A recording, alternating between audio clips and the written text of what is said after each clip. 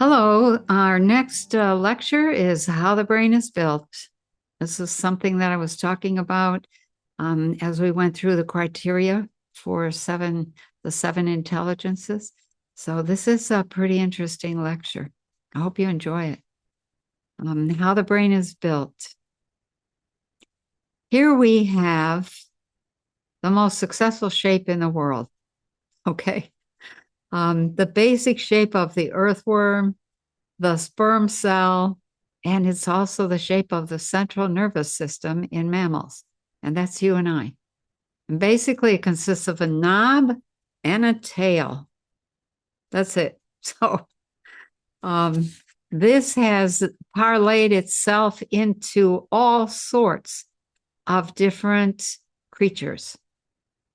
That's how useful this particular form is. And it has now evolved in humans into the amazing brain and the spinal cord. The brain is the knob, the spinal cord is the tail. And that's the brain and spinal cord of the human being. But, and this is something that not many people know or understand, the brain is not finished. It's like an old house that you just keep adding on to. Well, we need a structure that does this. Okay, let's make a, reticular activating system, or we need something that does that. Okay, let's make that a cerebellum or whatever. So new structures are added on as needed, like a house that's being continuously remodeled. Why? Because you are being meant to evolve. So this is how we start. It's pretty plain and simple. And we have evolved now into something called the triune brain, a 3-in-1 brain. There are three parts, major areas, we'll call them, in the human brain: the reptilian, the old mammalian, and the human in the triune brain, or as science calls it, the brain stem, the limbic brain, and the neocortex. And there are other labels, so try not to get confused. It's reptilian, mammalian, and then cortex. Okay. So we have here some drawings. You can see in the simple one, the reptilian brain is the smallest. And over on the right-hand side at the bottom, the brain stem looks like it has all sorts of odd structures. I don't know if you can see my mouse here, but here's a cerebellum. And then we have all this messy looking structure sitting on top of the cerebellum and the brainstem. And then around the whole thing is the cortex. Okay, so let's look at a more fancy version of this. This is same kind of structure. There are some things that are not really obvious when you're looking at this under a microscope, but it's the same structure. You've got a knob up top. That knob is the pons, and it's the brainstem. And the pons, the cerebellum is in there. We'll talk about that. The superior colliculus, we don't really pay attention to that too much.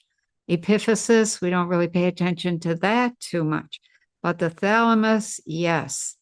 The hypothalamus, yes. And then the pituitary, they do not show the pituitary, but we'll talk about the cortex itself. You can see the different regions of the cortex that have not been cut away. The kind of purplish color at the back is the occipital lobe. And then the parietal is up from that to the left, up and to the left. And so we won't get into that yet. But the corpus callosum, critical piece of the brain. It's a structure that is used. I forget how many millions of neurons are in that corpus callosum, and it allows both sides of the brain to share information with one another. If you cut that corpus callosum, the brain stops sharing information. So there have been some very interesting results have happened when you cut that corpus callosum. So this is what we call the compact version of the brain. And now we're going to look at how it looks when it's kind of an exploded version, how the whole thing stacks up. And you can see at the bottom, the brain stem, the estimates on that are that it's about 500 million years old. That's the original tale. Okay. The second structure to develop was the cerebellum. And it was really because the critter needed more storage space. And then on top of that, mammals began to develop what's called the limbic system. It's also called the midbrain area. It's also called the diencephalon. And then there's a couple of basal ganglia structures. Those are responsible for movement. And then the corpus callosum, that's the structure that collects or connects both sides of the brain. And then you have the cortex up top. So that's how the whole thing stacks up. And those are the pieces we're going to deal with, okay? Because they're the most fascinating. So let's look first at the reptilian brain. Oh my. This is the reptilian brain has in it it's the brain's doorbell. This is when information comes in from the body, from the periphery of the body, moves up to the brain. It's your body communicating with the brain. The reticular activating system, sometimes called the RAS, is the one that sort of lets the brain know, yoo-hoo, we have information coming in. So you'll see that here in this particular drawing. That red looks just like a red noodle in the middle of the pons and the medulla. That is the brain's doorbell. And the cerebellum, and in fact, the whole brainstem area is critical because this is what handles breathing and heart rate. In the beginning, it handled everything. It handled breathing, heart rate, movement, storage capacity, memory, all of the things that the critters, early organisms needed. And then the need for more sophisticated kinds of movement came along, and the cerebellum began to develop. Nowadays, the cerebellum is mostly, we'll say, like when the doctor takes one of those little hammers and taps on your elbow or your knee, and your knee kicks out or your leg kicks out. That's where that is located. Those are automatic motions or movements, responses. When your hand gets too close to something hot, it's the instinctive movement in the cerebellum that pulls that hand back before you even think about it. So the cerebellum is where a lot of instinctive movements are encoded. So, and of course, breathing and heart rate is pretty darn important. So the pons is Latin for bridge, and it kind of bridges. It's the bridge between the brain spinal cord, information coming in, and the active brain up top. Okay. So next we have the mammalian brain, and this is an amazing part of the brain. This is all mammals have these structures, all of them in the brain. And so when you hear people saying animals are dumb, don't you believe that for a single minute. Don't you think for a moment that animals don't think, don't feel, don't reason, don't memorize. They have all the same structures we do. And they have personalities. If you've ever had multiple animals Like when I had 10 cows, every single cow was unique and you could see their personality. I have 3 cats. There are working cats here on the farm. They're all different, totally different. We have 2 dogs. They're night and day. This area is where all of that comes from. All of that uniqueness is in the mammalian part of the brain. It's just an amazing area. And we'll dive into a little deeper in just a minute. So the mammalian brain is often called the limbic system. Very few people, except for medical people, will call it the diencephalon. But a lot of people, professionals, know what the limbic system is. It's another name for the mammalian brain, and it is the seat of personality. All of those structures that we were just looking at, they manage you in response to your thinking and your programming. Okay? This area, the limbic system, is where fight or flight is triggered in all mammals. So this is sometimes referred to as not only the seat of the personality, but the real brain. Okay? And then we have parts. Let's look at the parts of the limbic system. And these are the parts that I really want you to pay attention to. And we'll go into some detail with these because what they each do is pretty interesting. Number 1 is the thalamus. And you can see in the center, I colored it blue. It's about the size of maybe an almond, maybe about that size. There's one on each side, left and right. The thalamus is the central processing unit for incoming information of every kind. So then we have the hippocampus. The hippocampus is like it just wraps around the thalamus. It's yellow here. I don't know if you can see it on your screen, but the hippocampus is, that's critical. Oh my gosh. That is responsible for short-term memory. And then you have a little green pea-sized thing. That's the amygdala.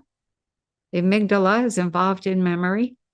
And then you have the hypothalamus, which is a little red box right in front of the thalamus.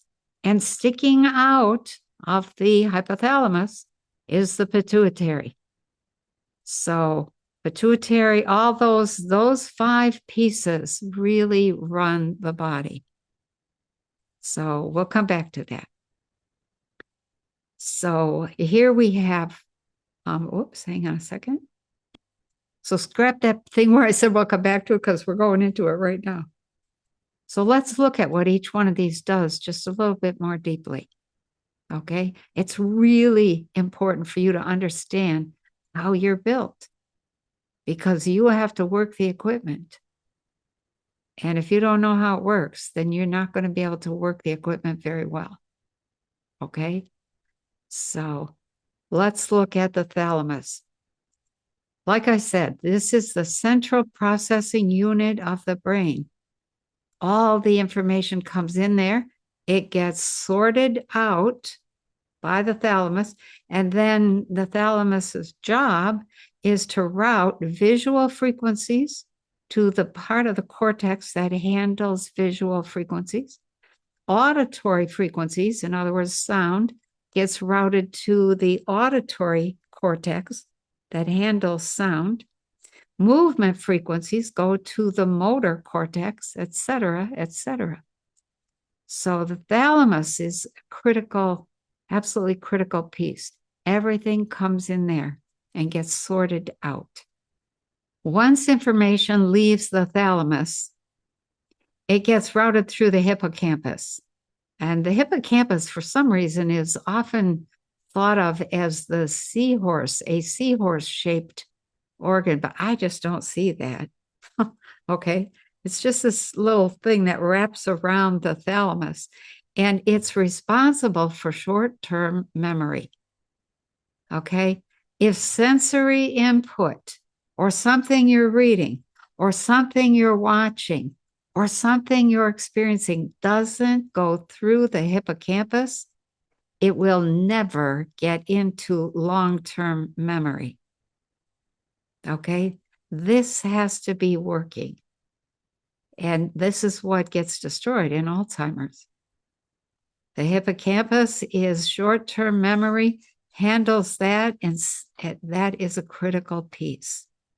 From there, it goes, information from the hippocampus goes into the amygdala. Now, the amygdala is that little pea-sized green thing right in front of the hippocampus. And the amygdala is responsible for recognizing things you've seen, heard, or done before. It's the recognition aspect of your brain. You know, oh, that looks familiar. I've seen that before, that kind of thing. So if it's damaged, if the amygdala is damaged, then you don't have any long-term memory. Every day you have to be taught how to tie your shoes all over again. Every day you can't drive anywhere because you don't know or remember the way home unless it's already in long-term memory. But anything new happening, somebody comes in to visit, a stranger, maybe a friend of yours brings a friend of hers or his, and the two of them come to visit you. If the amygdala is destroyed, that person can walk out of the room and just to go to the bathroom. When they come back, you don't know who they are or why they're there. That's the amygdala's function. So, oh, I know you. Oh, that's familiar. Oh, I've seen you before, etc. So amygdala is not something you can do without, at least not very easily. Next, we have the hypothalamus. Now, the hypothalamus has literally been called the brain of the brain. This is it's responsible for giving orders to the pituitary regarding which hormones, which neurotransmitters, which chemicals are needed in the operation of the body-mind system. Oh my. We're going to look more deeply at the hypothalamus in the next lecture, but this is the critical piece. This is the piece of the self that responds so powerfully to consciousness. Okay, keep that in mind, the hypothalamus. So, what you are feeling is what this hippocampus is going to try and deal with. What you are saying, what you are experiencing, the hypothalamus mediates that. Okay? So, hypothalamus, the brain of the brain. And next we have the pituitary. This is a little tiny knob thing. It's a gland, and it synthesizes the hormones, the neurotransmitters, and the other chemicals used to run the brain. So the hypothalamus gives the orders. The pituitary carries out those orders. And these hormones and chemicals, oh, wow, they are very powerful. Only a few parts per billion are needed to completely change your mood, your attitude, your motivation, your feeling, your set of actions. All of that's coming out of the pituitary. And I had a brother-in-law who had a tumor on the pituitary. And it would have been funny if it wasn't so frustrating. But there were so many things that were the pressure on the pituitary and the hypothalamus. He would turn the stove on, cook his breakfast, take the eggs off the stove, leave the stove on, eat the eggs, wash the pan, put it in the cupboard, and leave for work. And the stove was still on. that kind of thing is dangerous. He had a wild streak where he was investing in all kinds of things for no reason, no rhyme or reason. It was really, it was frustrating.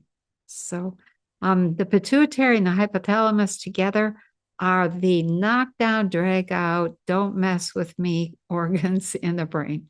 Okay. So next, we have the cortex. Now, this is the most recent part of the brain to be added. The assessment, I don't know that science is anywhere close to being correct about these timeframes, but the cortex is assessed, I should say, probably guessed would be a better word, to be 200 million years old.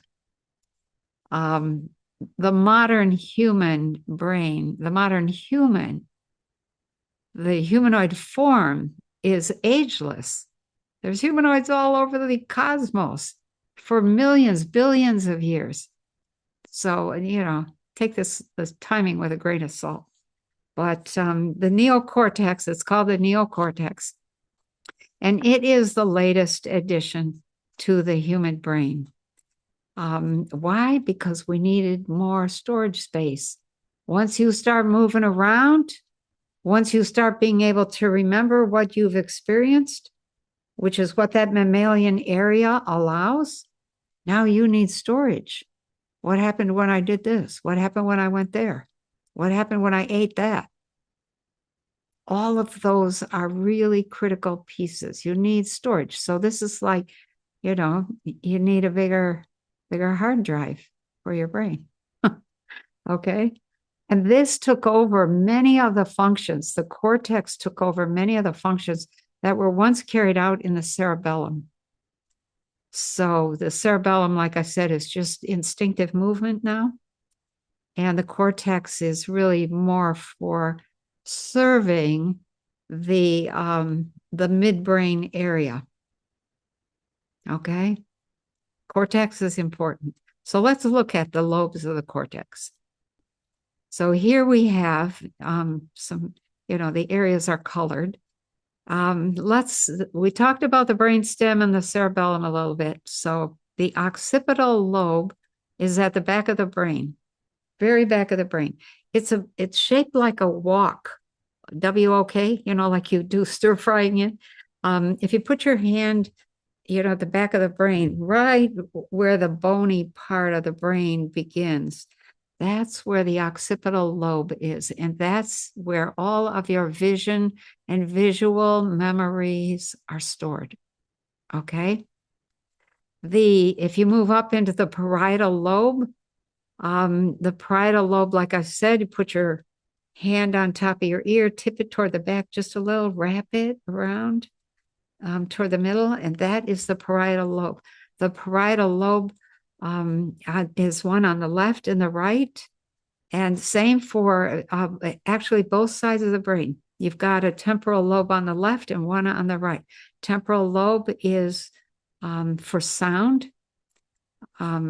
Frontal lobe is all kinds of stuff happens in the frontal lobe planning.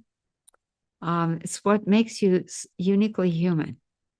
And then there's the prefrontal. The motor sensory areas are little strips cut out of they're not really cut out, but they're areas in the parietal and frontal lobes. And the prefrontal lobe is that place right in the front. Okay, so let's look at these a little more deeply. Okay, the occipital lobe at the back of the brain. All visual input is stored in the occipital area of the brain. Everything you see, everything you've ever seen is stored back there in the order in which you saw it. So what's the first thing most people ever see? It's light. What's the second thing most people ever see? It's two eyes and a mouth. It's usually their mother or their doctor or their nurse. It's the human face. And from that point forward, we're just like ducklings. We are kind of leaning toward becoming or associating with humans. We gravitate to humans in the same way that a duckling will latch onto whatever animal it first really sees and recognizes.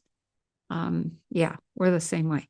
So, like I said, if you put your hand over the back of the head where the skull and the neck meet, over the occipital area, it's shaped like a cooking wok. Here we have the temporal lobe, and the temporal lobe is where auditory sounds are stored, everything you hear.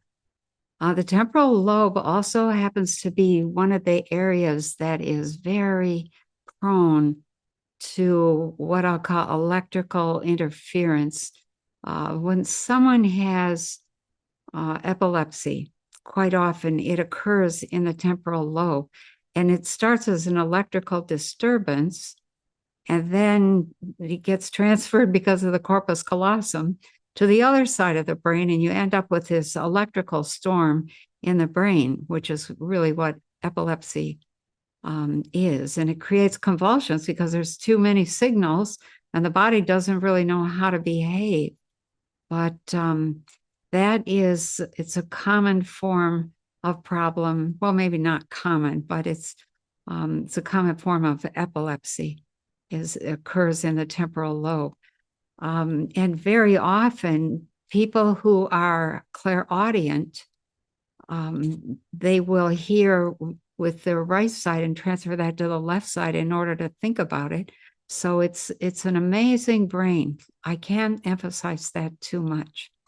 So if you put the heel of your hand where your ear meets your cheek, and then curl your hand back around to the back of your head, you have your hand over the auditory lobe.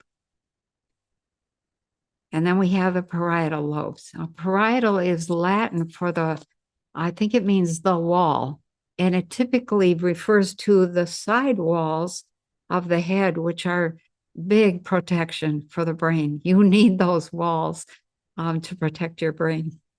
And the parietal lobe is where you store complex sequences of information.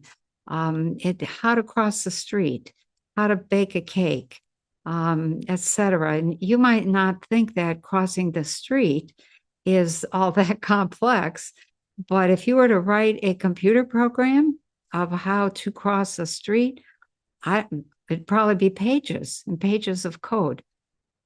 If you are a dancer, if you are a basketball player, if you are a musician or a writer, if you're whatever you are, there are complex sequences. If you're a typist, a bicyclist, all of those are complex sequences.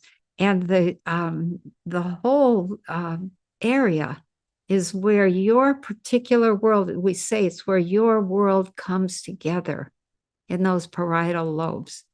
So if you put the heel of your hand just above your ear and curl your fingers up and slightly toward the back of the head, you have your hand over the parietal lobe.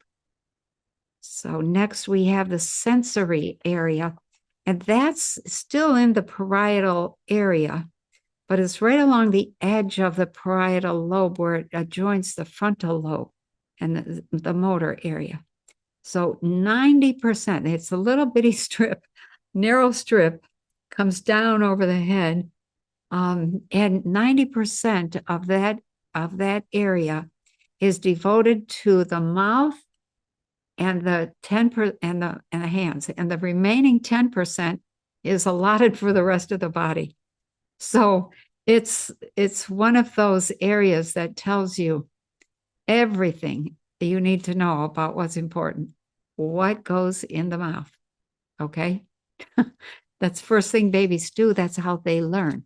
Can I eat this? Why? Because we learn by what we put in our mouth. This can be taken in. This is part of me. Nope, this isn't part of me. So sometimes children swallow stuff. That's what they're trying to figure out is, can I take this in? Can this become part of me?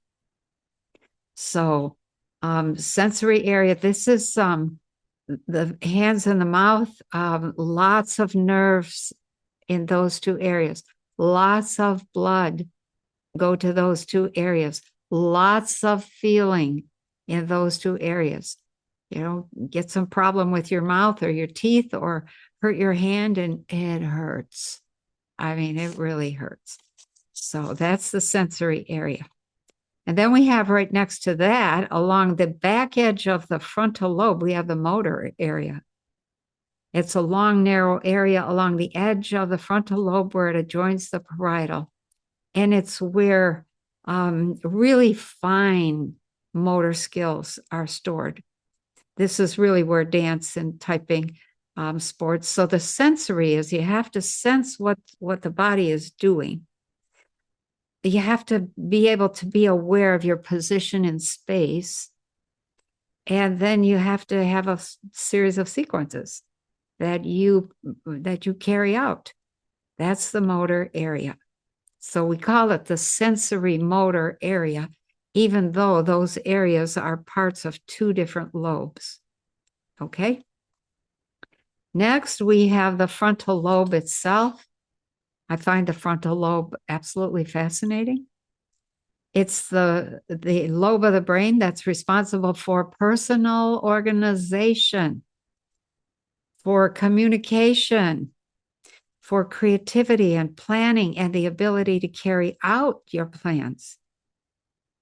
And so if you put your hand over your forehead, you're covering the frontal lobe and it extends down to the side a little bit as well.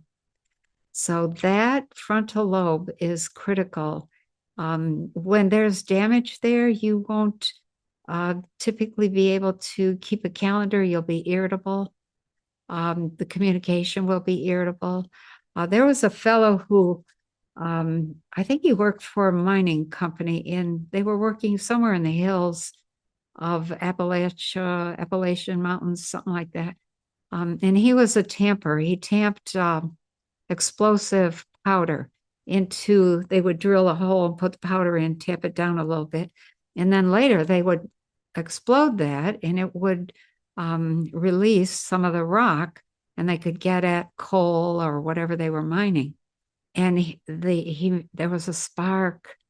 He hit that tamping rod against the rock and it created a spark. And that powder exploded and drove that tamping rod right up through his forehead. He didn't die, and he wasn't an idiot after that either. Took him to the hospital, removed the rod, but that area of the brain, the frontal lobe, was pretty much ruined. And I believe he died in a fight in a bar. He could not organize his calendar. He wasn't able to show up for work on time. He couldn't get organized. He was argumentative in almost all his communications. He lost all of his goals and his ability to plan to reach those goals. All of that was gone. So that's frontal lobe function. And you don't want to lose that lobe. Next, we have, and this is the area of the brain that has been the most recently discovered or identified. We'll say it that way, identified. It's the prefrontal lobe, and it's just a small area in the frontal lobe that has been identified as the area involved in intuitive experience, telepathy, telekinesis, precognitive experience, etc. So if you put your hand over your forehead, you're covering the prefrontal lobe, which is an area in the frontal lobe. So I think there's probably other lobes of the brain with other forms of intelligence, but we haven't figured out what those are yet. So the prefrontal area, when that area works in tandem with the occipital lobe, let me tell a little story. If you ever get a chance to read Psychic Discoveries Behind the Iron Curtain, very fascinating book. And they were researching a woman, I think her name was Nelia Mikhailova, something like that. And Nelia had the ability to move things without touching them, just with her mind. And she demonstrated that again and again. She could take all the pins out of her pincushion and put them on the coffee table. And then with her mind, she could get them to all get in line and march over, or, wiggle over to the edge of the table and fall on the floor one by one. She could separate an egg. They put an egg, they cracked a raw egg and put it in the aquarium in some water, I guess. I think she had an aquarium. And she could separate the egg yolk from the egg white in the water and move those around. She could reach into her knitting bag and pull out exactly the color of yarn or embroidery thread or whatever she was looking for. She didn't have to stop and dig around. She just knew what that was, pulled it out. And there were other things she could do. She could move water. There are several examples in that book of people who had learned to be telekinetic and to move things.